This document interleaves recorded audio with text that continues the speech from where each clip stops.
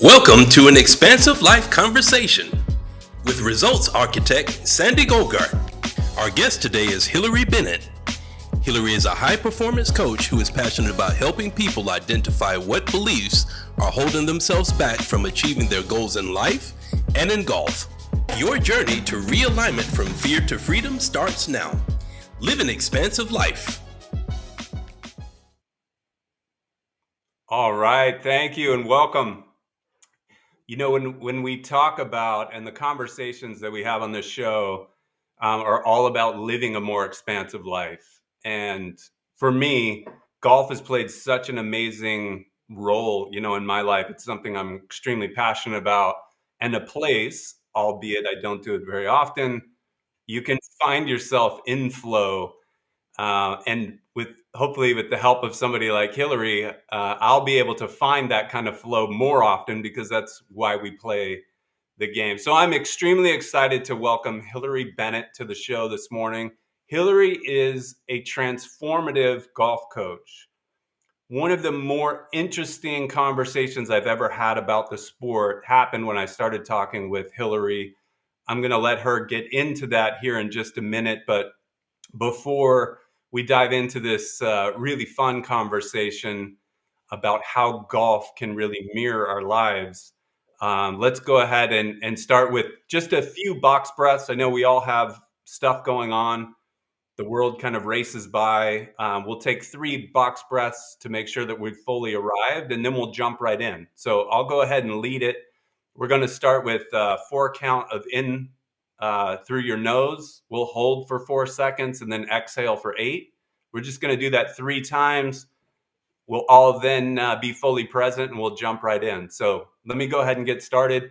And I'll lead the count. Just start with 4 counts in through the nose for 2, 3, 4, and then hold for 2, 3, 4, and then go ahead and exhale for 2, 3, 4, 5, 6, 7, 8, and then back through the nose. 2, 3, 4, hold.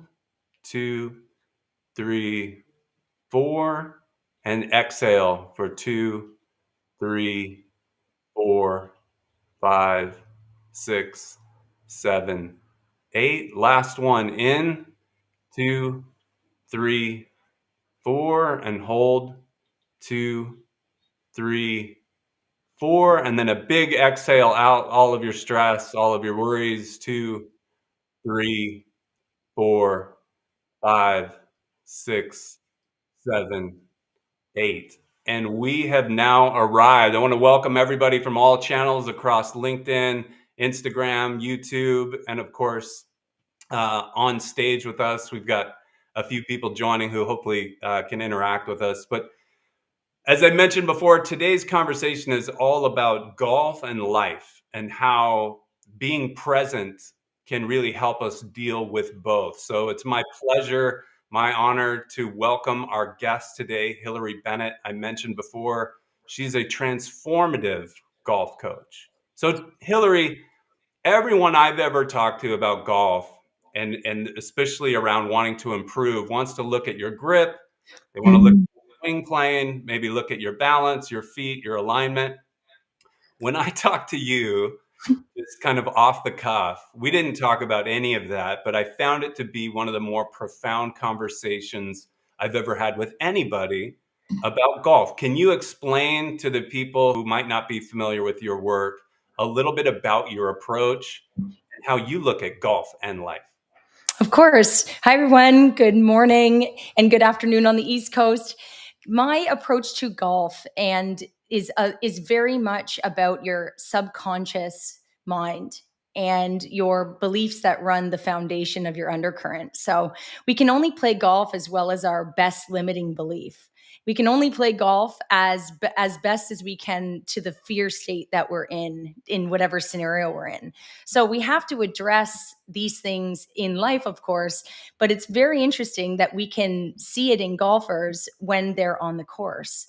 And it becomes an interesting game of learning how to shift out of a problem mindset and more into things that are opportunities, just like you would in life. And so golf forces you to be very present, and it forces you, it's a game of explosive moments. There's about 5% of the game, 5%, 5 minutes of a 4-hour round. I heard this stat from a very keen golf fanatic. We only hit the ball 5 minutes of a 4.5 hour round.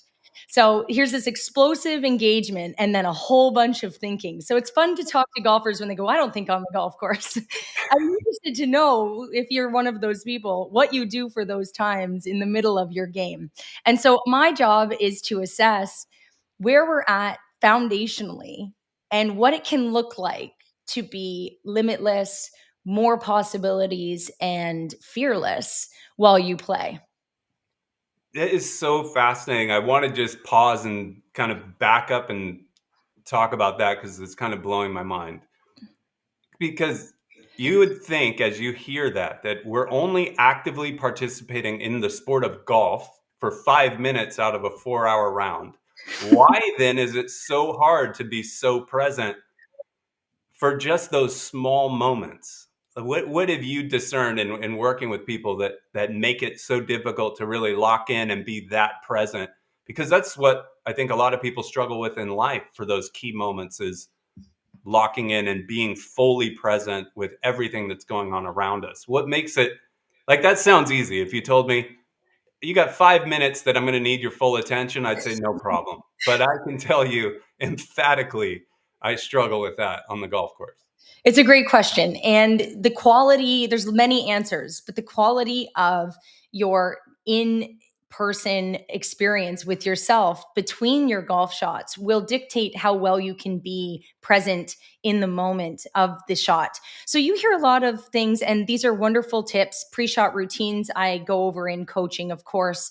I also have post-shot routines, and post-shot routines are the long duration of time between your next golf shot in preparation. So your mind has to do a couple of things on the golf course. Of course, you have to be talking strategy to yourself. That allows you to stay present. The way you talk about strategy matters.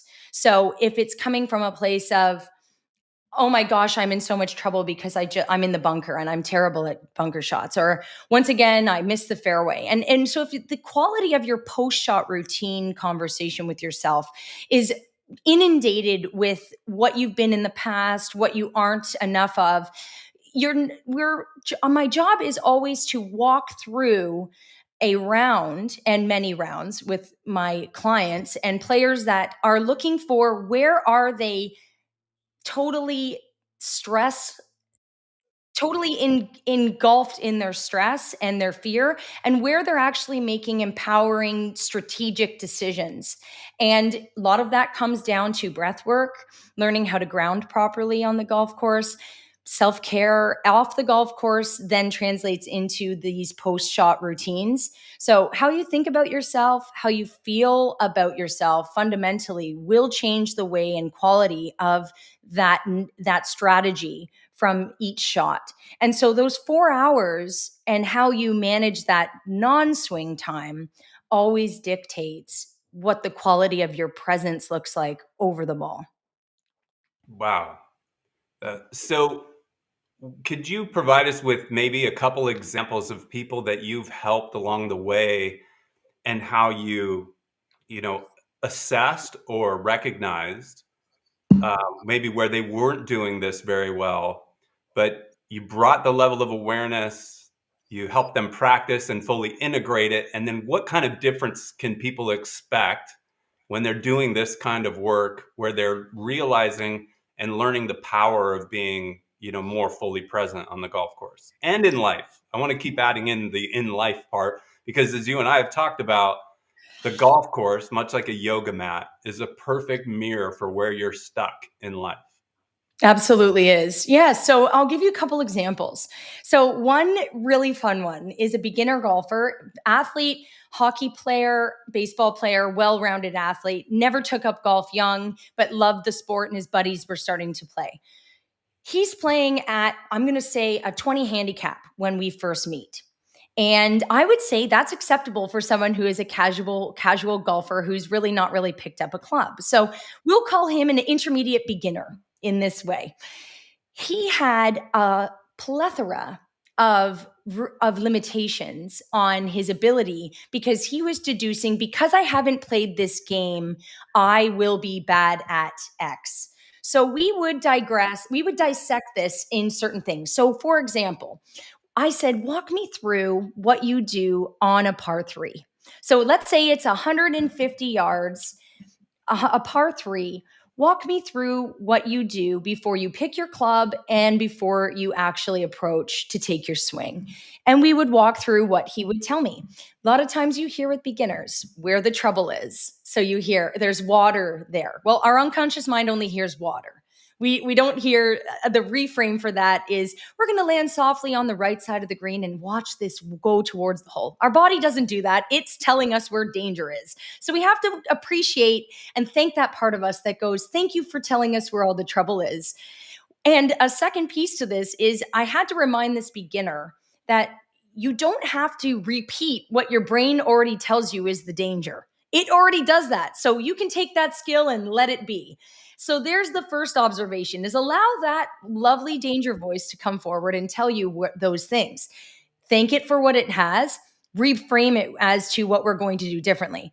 Now, what ended up happening is I started with his par three tee shots just to get him into a groove of seeing that I'm capable of reframing what my brain automatically tells me is fear. The second thing we did in this scenario is what happens if and when you can visualize what your shot actually does. And he gave me a bunch of scenarios that he has seen before.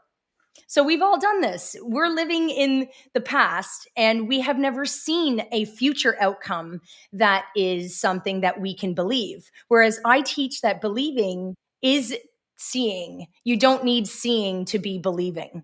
And so Right. we started to play with this idea. And the goal for me when I'm working with this, and you guys can try it at home, is try to think of, Sandy, we talked about this for a moment too. Try to think about what's your most perfect outcome. And watch how many things surface that tell you those things can or cannot happen, and weigh how negative or positive you are, how empowering or disempowering, how problem oriented or opportunity oriented you are. And that will start to tell you and get a pulse just from that one tee shot where you need work in this non-physical realm and what we're talking about. So he gives me the ability, he gives me all his problems, where the outcome would be. I said, let's try on the visualization that you get a hole in one. And this is just because this is in all of our golfers' realm, this can seem very impossible, like a thing that doesn't normally happen. So we go to the extreme and we watch these things surface. We deal with some of them. I say, okay, so you miss the green as a shot. Let's say you don't get the hole in one. You miss the shot. You miss the green, sorry. When you miss the green, do you use words like, oh, I'm just going to get this close? Or, oh, I have to have this certain placement of my club. I don't know what club to use here. I hate this wedge. I don't know. So you notice then now walking through this decision-making shot, all the next bubbles and micro stressors this beginner golfer has. And as we unpack this, when we first get to know each other, you start to notice all the places you are torturing yourself trying to play this lovely, beautiful game of golf. And so the reframes for this par three exercise ended up being that when he'd play, he was able to see dangers not as dangers anymore, as opportunities to make greater shots. That started to work for him. The second piece was when he would take a shot that he missed the green, he would reframe anything about perfectionism. He would accept his current circumstance, and he would make more aggressive putts, more chips, more comfortably, and they would actually give him better results, to the point that within 3 sessions with me, he chipped in twice in the meantime, because of this reframe of I can get after this less safe and there's no danger out here on the golf course. It's a pleasure to be on the golf course. And he started to challenge these fears that were coming up. Now, the undercurrent of all this, when we translated into life, was if I make a mistake at my job, I'm going to be fired. This person works very closely in communication and with the public. So his realm is if I make a mistake or I don't communicate well, people will judge me for that. People will think that maybe I'm not great at my gig, or I'm stupid, or things that of that nature. And we started to unpack the undercurrents of our insecurities. So golf is a wonderful therapist if you're listening. And this person now has played some of the best golf he's ever had. I love getting texts from people, and I'll give you an exact text that this person sent me.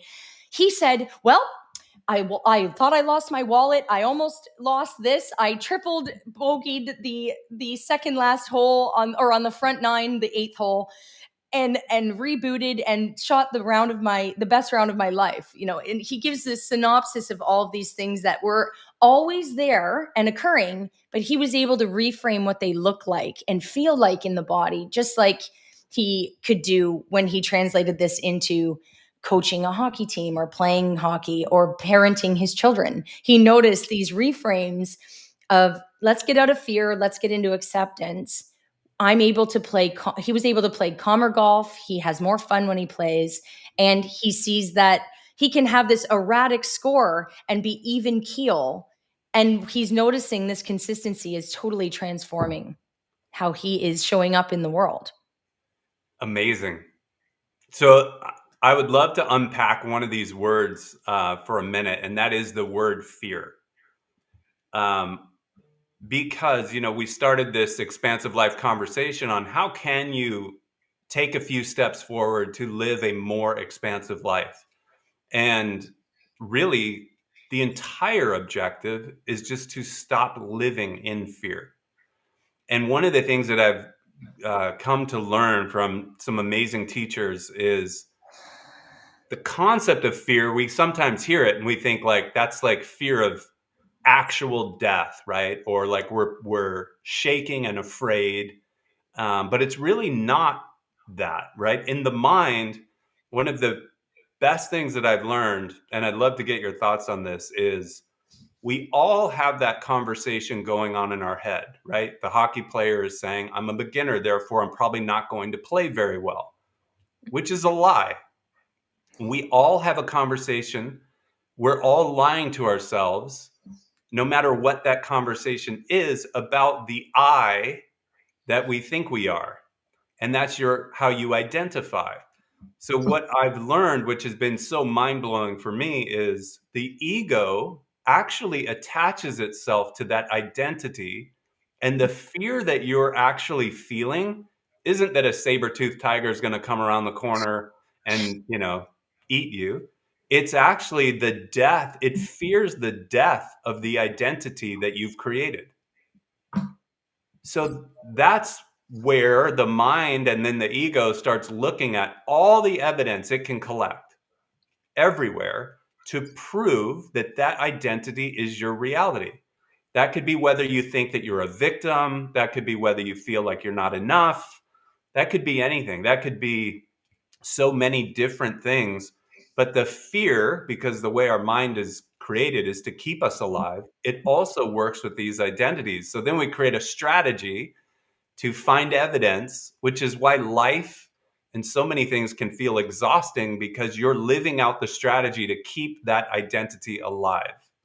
So tell me a little more about how that lands with you and the idea of fear when you're on the golf course. Yeah. So I love that take, and when your body, I always relate it to your brain. You're the master of your brain. And we're not totally taught this. And it wasn't until you realize, hey, wait a second, I'm about to try on curiosity instead of transforming fear into curiosity. And then what ends up happening, what you're describing, Sandy, is wait a second. Master, you've told me to protect you from all those things out there. Wait a second. Hold on. Remember this one? Remember this one? Remember this one? Remember how you felt after that one? You told me to keep you away from this. So we're programming. I'm so grateful you bring this up, because this is exactly what the brain does well. And I love this part of our brain so much. And I want everybody else to love this part. It wants to protect you in that moment. It thinks it's doing its job. And it's our opportunity to transform that fear into a more curious state where it says, oh, what if I did this way differently now? Thank you so much for showing me those fears and attracting those victim state memories out of my memory bank vault and bring them forward to me. I want to try this on a little differently. Would you walk with me, brain? And it's rhetorical because you're in charge. So so it goes, okay, we'll walk with you. And it's a bit of a funny brain game that you play with yourself, because there's emotions attached to it. There's the memories become so palpable. So what I notice is fear can become a negotiation with your state. It can become a negotiation. It can become a moment to say, I appreciate all the times you've protected me. I'm not afraid of this anymore. Let's go and try a new version of this on. And if so facto that is not a great path, I appreciate that you're here to protect me. But let's move anyway. And let's move together. The more coherent we are together, brain and heart, we will be able to explore this more efficiently.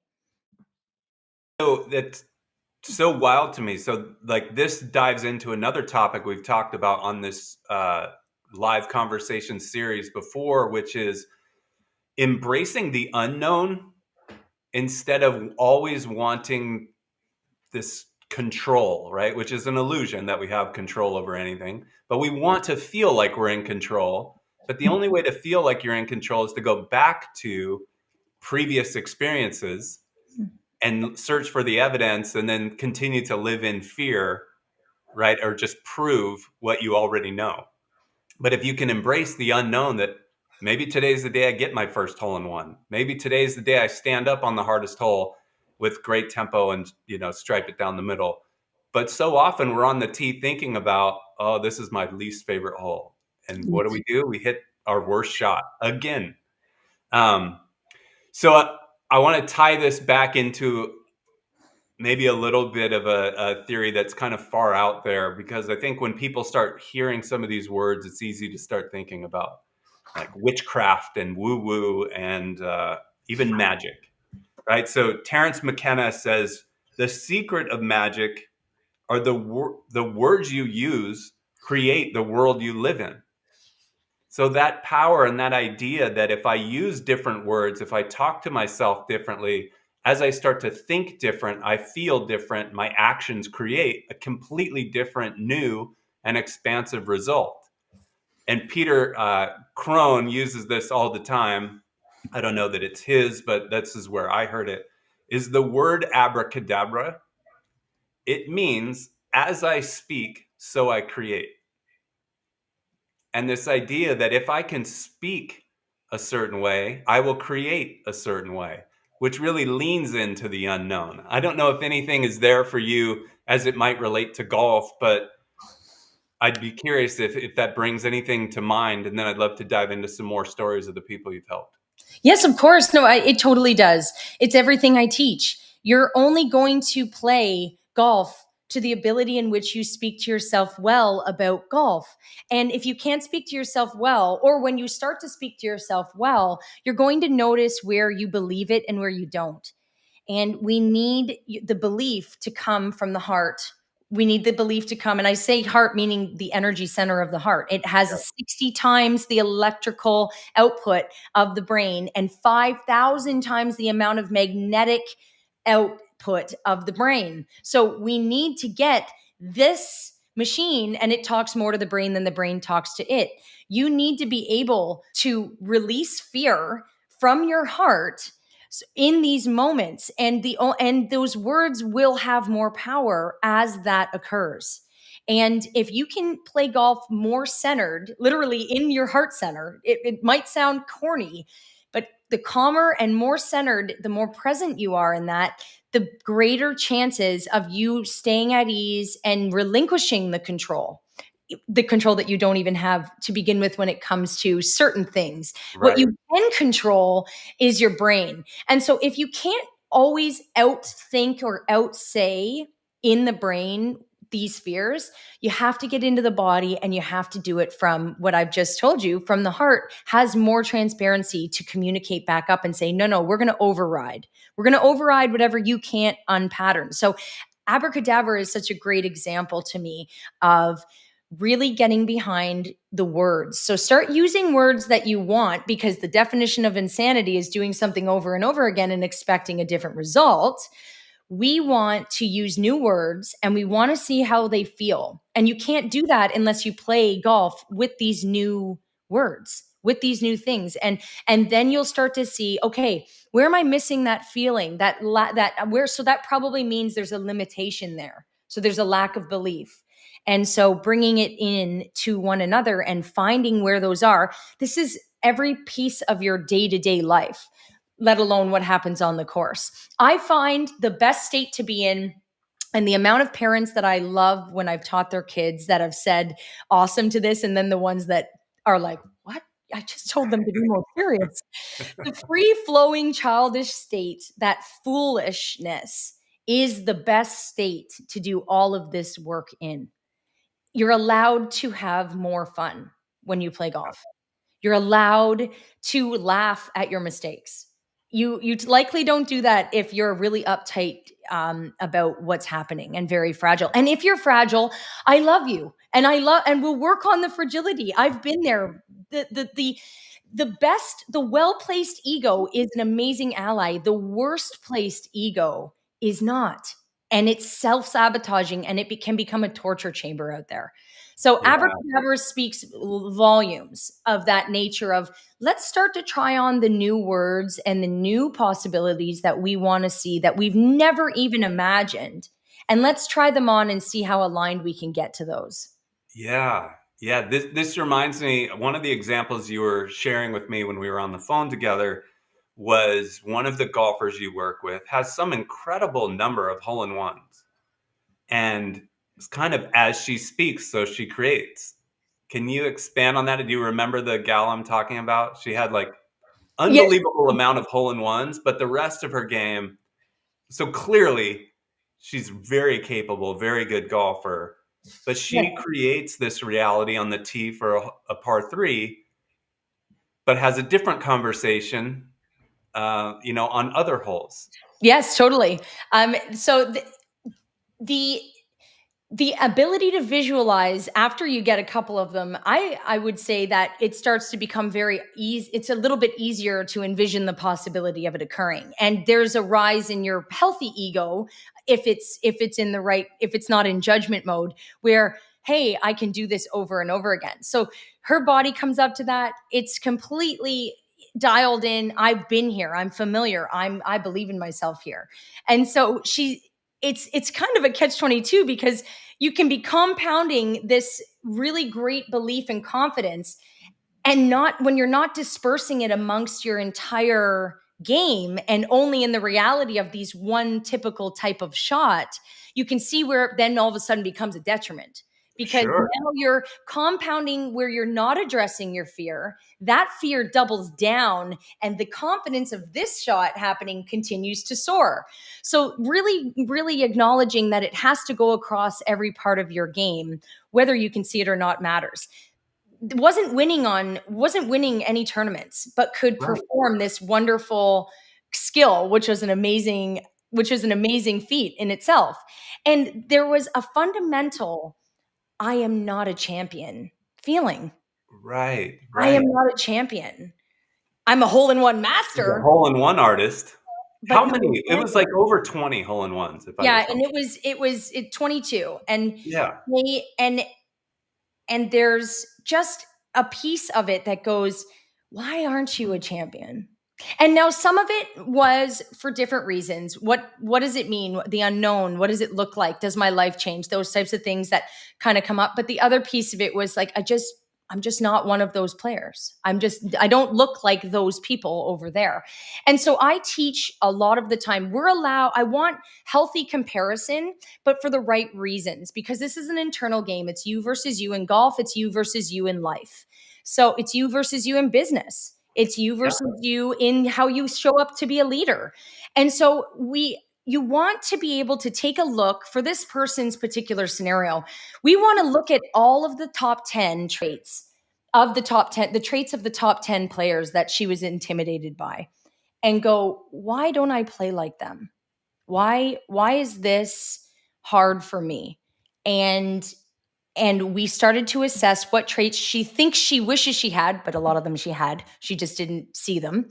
And then start to see the body language of these players a little differently, which she didn't have as well. The nervous system, the confidence, the breathing, the breath work, the posture. There were some things that were occurring over there that she didn't have. And then we stop comparing. There's no more comparison. It's let's look at all the traits we want to have out of this group of people. And let's challenge if you have them or not, first of all. And then we can dive into the ones that maybe they do need a little bit of tweaking and start to really embody it, because nothing needs to be added to you. You just have to seek it. You just have to resurface a part of you that's already there. And so once we got her understanding that there's nothing here to change, we just have to find where it is in your body and bring it forward, she started to produce better results. Yeah. Well, that's such an interesting concept too, because I think, especially in the realm of coaches, this could be life coach, business coach, golf coach. So many people are so quick to want to introduce more, which is really signaling that you're not enough, right? You need to be doing more. And again, one of the biggest things for living an expansive life is creating the space, right? So that you can expand into. And if you're simply adding on top of, you may become the best version of your limited self, but you haven't created the real room to expand and grow into being that limitless, boundless version of yourself, which we all are the moment we're brought into this physical world. Nobody says, like, look at that baby is so amazing, but they'll be really amazing when they can break 70 or break 80, right? They're just amazing. And so it's those conversations we put into our brain, the things that I would call interference. I don't know what word lands best, with you or the audience, but I think of it as it's the interference that we introduce that gets in the way of what our limited, boundless self is fully capable of. And it's the stripping away, creating space by creating room, realizing that I am amazing, boundless, limitless as a being. Let me expand back into that by getting rid of, stripping away interference, right? Peeling away the layers of interference. So can you talk about that? Maybe some golfers you've helped that it wasn't about adding more to your routine. It wasn't about adding more positive affirmations. It was really the dissolving the illusion that you ever had any problems to begin with. Yep, I have an example of this in every person that I've ever worked with. This the idea that there's something to fix, and it's, guys, I get it. It's very convoluted what I'm saying. This idea that but of course I have to go in and fix my swing, Hilary. What do you mean? If I'm off plane or if I don't hit the ball right? Yes, we're in the physical. Yes. In those things, sure, we can talk about that. In what I'm discussing in the non-physical state is there's a fundamental understanding that you are more than that physical game that you're playing, and not from an inflated, like I am God or something. What I'm saying is that internal power, that understanding. For example, guys, we are 99.999% space. It's like 0.001% material. And so if we don't start addressing the non-physical aspect, think about that if you're 0.001% or something, I believe it is, of your body is material. We spend a lot of time managing the material, when if we shift it into what is the space And the non-material, we might actually start to translate and transform the way we play golf, the way we live our lives. And so you really, it's almost like a state of a void. It's the void, not avoid. The void. Tapping into what that feeling of merging with everything in your surroundings feels like. If you've done this in meditation, if you've walked and not done this, if you've done this in your sports or in a flow state, where have you ever been driving your car home and got home in the last mile and you weren't even driving technically, like these ideas? Now, that is of course your autopilot of your brain thankfully is on. You have to consider that the non-physical aspects, the things that you can't see, are very much more powerful than you realize they are.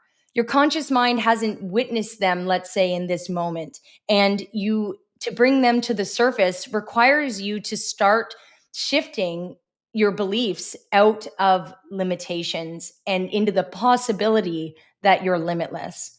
And start there and see what surfaces, see what denials come up, see what might embrace it, and feel the difference in the weight of those emotions. And start to, and so we can take on somatic breathing. You can get acupuncture to help the bioelectrical currents and the meridians of the body. You can do work that helps this transition. All of that is a remembering. It's cultivated from within. So so amazing and so fascinating. It ties back to, again, that story which creates our identity for who we think we are, which creates the separation. And that separation creates suffering, which is, I don't like the way things are right now. So we're moving to, like, how do I get them to improve? And I see this all the time with people in all walks of life. I don't like my current reality, so I'm going to manufacture something different. And you create this friction between reality and what you want. And that's the suffering. And it's very hard to get people to really realize that the only way to change your current situation, the now, which is all that we have, is to acknowledge it, become grounded, and realize that this is the way that it is. It couldn't be any different because it's not. Fall in love with exactly the way it is. Now, if you want to change it, it goes back to understanding the story that you're telling yourself, how you're identifying with it, and then kind of that idea of, now I could speak differently, which would help me feel different, which would then create different actions that I would take, which those actions are the precursor for actually changing the results. So, I think we have a couple of really great examples that have happened over the past couple of years. Two that come to mind would be Wyndham Clark, professional golfer, won the US Open at LA Country Club. Yeah. From Denver, Colorado, which, we've got a lot of Denver, Colorado pride on the call, my hometown. And then Max Homa is another one, from LA, lives in, the Scottsdale area. But both of those very, very talented, physically talented, skillful players. But it wasn't until they started to get more in tune with the conversation that was going on in their mind before they could ever say abracadabra and speak in a way that allowed them to become great champions. What would you say, as an expert in this field, is happening there? Like, what is the shift that they are experiencing that allows them to, obviously they're still just as physically talented. We're all getting older, so maybe even less physically talented, but something else is shifting in them that allows them to go on to become champions. Mm-hmm. Well, it starts with total acceptance of self. It starts again back to a heart-centered approach. It's a full love of whatever comes my way, I will be okay, and I won't be affected by it either way. So you'll hear lots of people like find the center.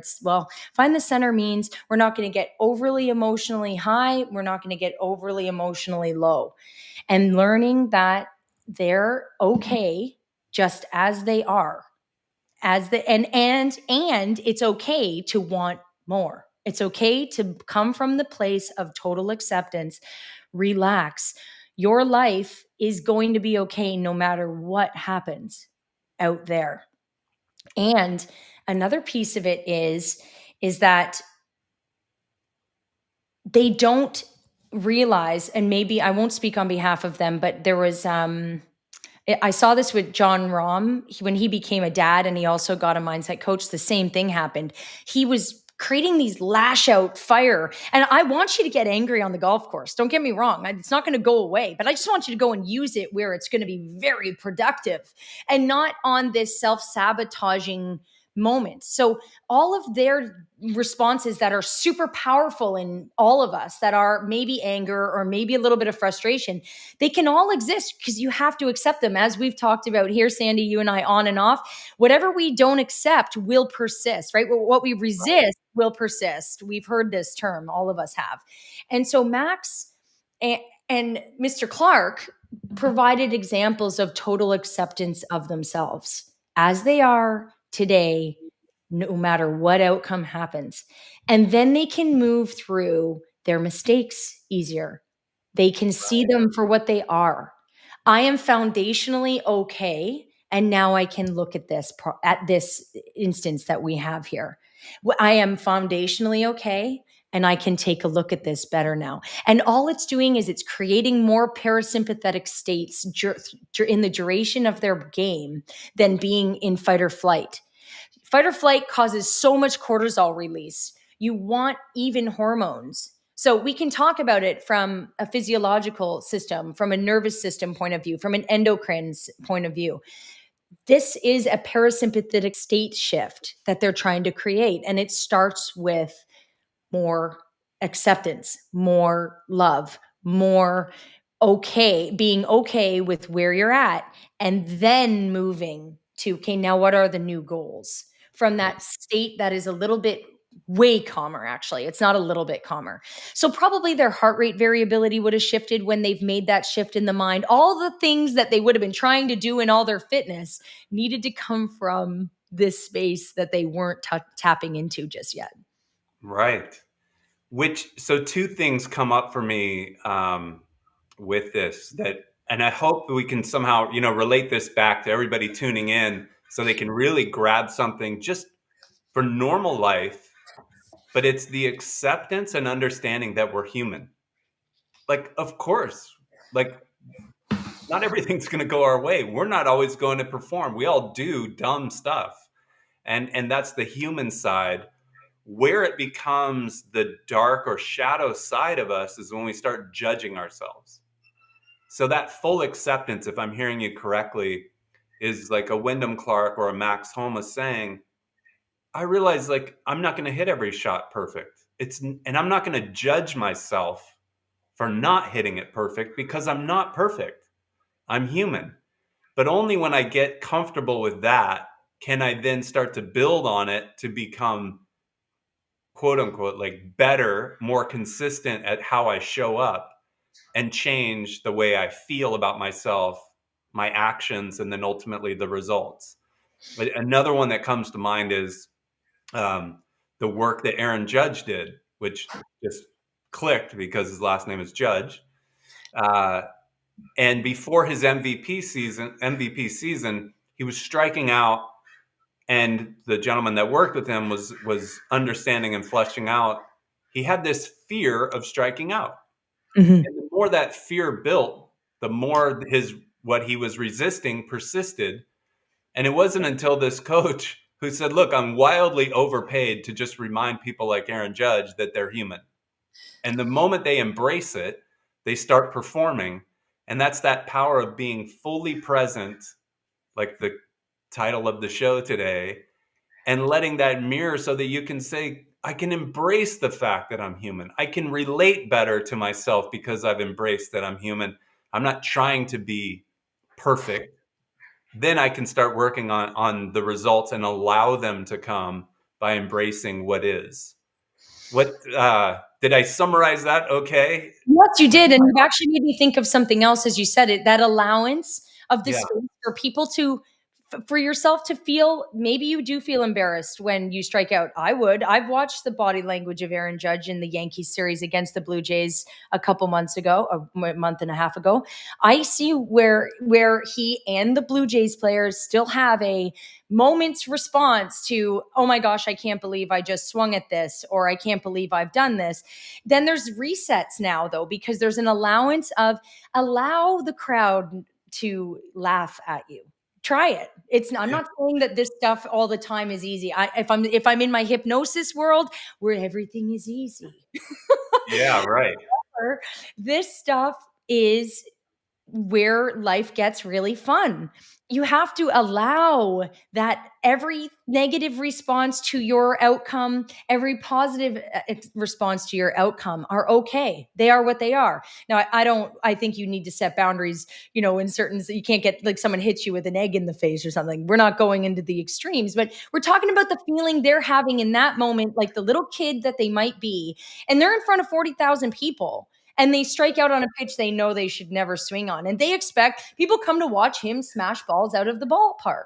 And then there's this weird pressure, and there's no allowance of space for you to trial and error, have the mistakes. And so if you can totally sit in I'm going to use an example of a player that I coached where it was actually a parent's response to her performing a certain way. And if I don't make this shot, I am I'm going to let my parents down. I'm going to be a disappointment. I'm not going to do I'm not going to create the dream that my parents wanted for me. This could be happening to Aaron and Max and every kid that had parents. And I don't think parents are meaning to do it on purpose. There are things, though, that go on that are expectations, like, wow, my boy's in the big leagues. All these things start to add up, and you can allow space for those wonderful visions of you and recognize that it's okay, that it is just a vision and it is going to be what it's going to be. And so a strikeout is going to come while you're climbing the mountain. A weird way that you get thrown out at first base is going to come when you're climbing the mountain. And allowing for all of it to exist is going to change your approach. It's going to calm you down. Right. Yeah, it's so fascinating. Yeah, that conversation, one of the things that I realized when I look back, on my life, you talked about parents. I think one of the things that we could all do a lot better is hold more space for our parents. They did the best they could with the amount of awareness they had. I don't think there is a soul in the universe that tries to be a bad parent. And there's no perfect parent. It's yet to exist. And, I realized that I witnessed some things as I was growing up where I saw my mom really hurt. And I can now remember back. And I would tell you, I had an amazing childhood. I had a ton of fun, great neighborhood, great friends, some with us, even today. But I had a couple of moments where I saw my mom hurt, and I realized that I internalized that as I was never going to do anything that allowed her to feel hurt. And I embraced that. That became part of my identity. I was going to be a perfect child, if that existed. It didn't, but that's what I was going to try to be. So I was really, going to dedicate myself to never doing anything that disappointed her. And I used that to what I thought was my benefit until it wasn't.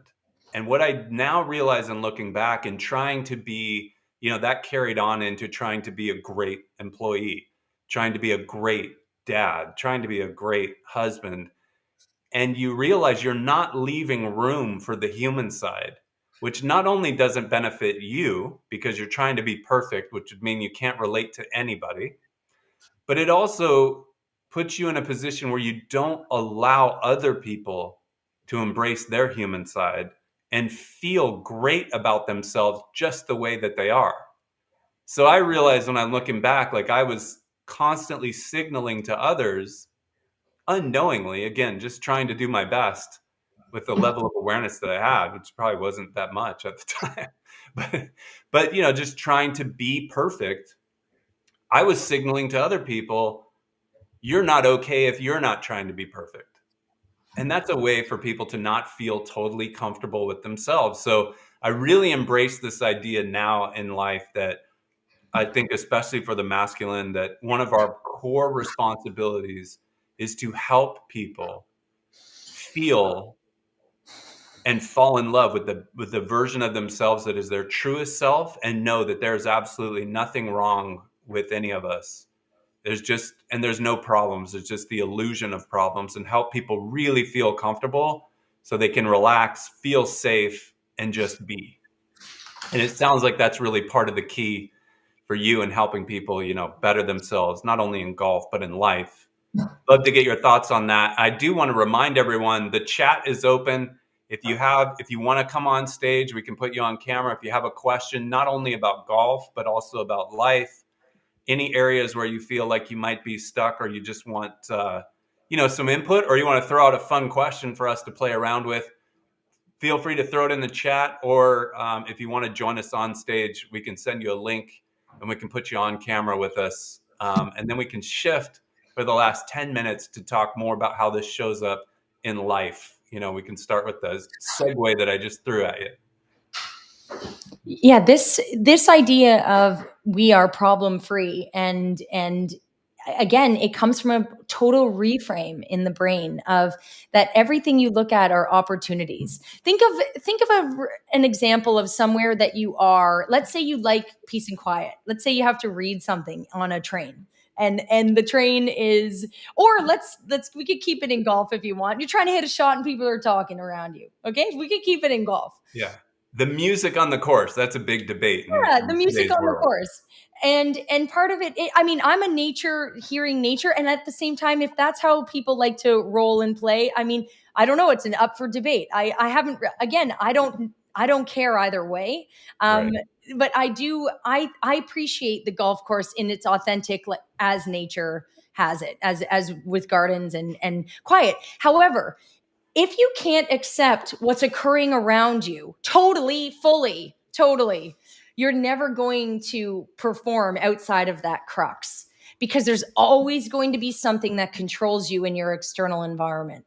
And that isn't that internal cohesion that you need. You're not in the control that you have anymore, because you're allowing these things out there to affect you negatively. And until you accept them fully, they are always going to affect you slightly negatively.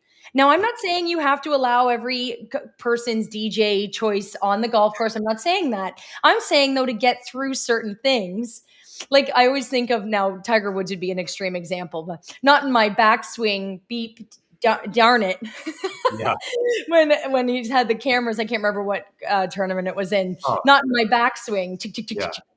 And I agree to a certain extent. And at the same time, allowing the external environment, if we can get to a place where that doesn't even affect us because we're almost trance-like, playing life, playing golf, that would make really cool superhumans. It's unbelievable. So this is such a great transition.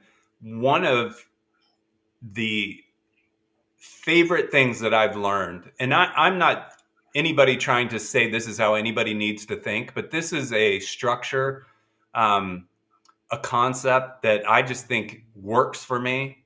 And whether it's true or not, I don't really care. It really helps me become a better person. And that is the idea that life will present you with people and circumstances to show you where you're not free.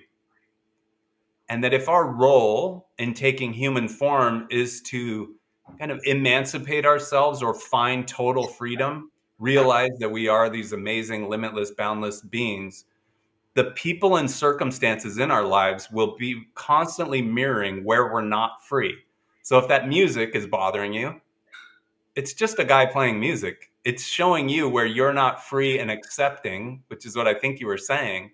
The reality is there's music playing. Is that going to throw you so far off that you can't function?